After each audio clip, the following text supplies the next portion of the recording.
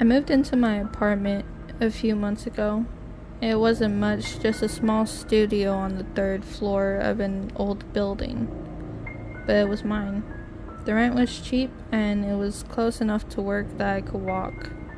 The first few weeks were uneventful. I settled in, bought some furniture, and started to get used to living alone for the first time in my life. One night I was woken up by the sound of my phone ringing. I groggily reached for it, squinting at the bright screen in the darkness. It was 2:47 a.m., and the caller ID was unknown. I hesitated for a moment before answering, wondering who would be calling at this hour. "Hello," I mumbled, my voice thick with sleep.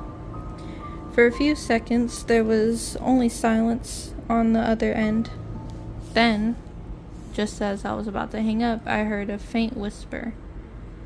It was so quiet that I almost didn't catch it, but the words sent a shiver down my spine.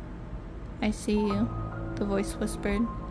I sat up in bed, now fully awake. "Who is this?" I demanded, my heart pounding in my chest. The line went dead.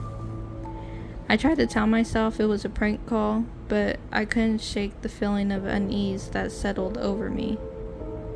I double-checked that my door was locked, then climbed back into bed, pulling the covers up to my chin.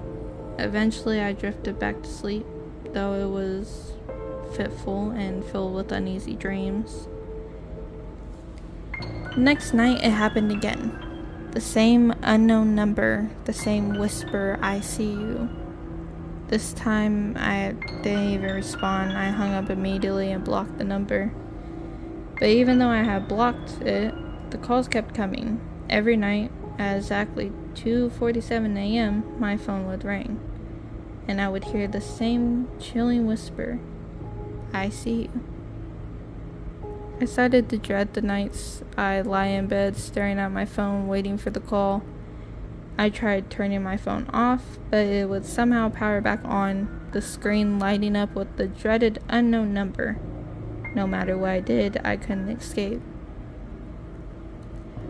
Then one night, the call didn't come. I waited, tense and sleepless, but 2:47 a.m. passed without an incident. I felt a wave of relief wash over me. Maybe it was finally over. The next morning, I woke up feeling more rested than I had in weeks. I got showered and started getting ready for work. As I was brushing my teeth, I noticed something in the bathroom mirror that made my blood run cold. Written in the steam on the glass were the words, "I see you." I bolted out of my bathroom, my heart hammering in my chest. I didn't know what to do, so I called the police. They came and searched the apartment, but they didn't find anything. No signs of forced entry, nothing out of place. They told me it was probably just someone messing with me, but I could tell they didn't really believe me. After that, the calls stopped, but the feeling of being watched never went away. I started noticing things out of the corner of my eye. Shadows that shouldn't be there, movements that were too quick to catch. I started hearing faint whispers, even when my phone wasn't ringing. I tried to tell myself it was just my imagination, but deep down I knew it wasn't. A few weeks later, I was packing to move out. I couldn't stay there anymore. I needed to get away, to find somewhere new, somewhere safe. As I was taping the last box, I heard my phone buzz from across the room.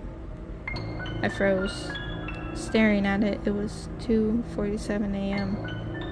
The screen lit up with an unknown number.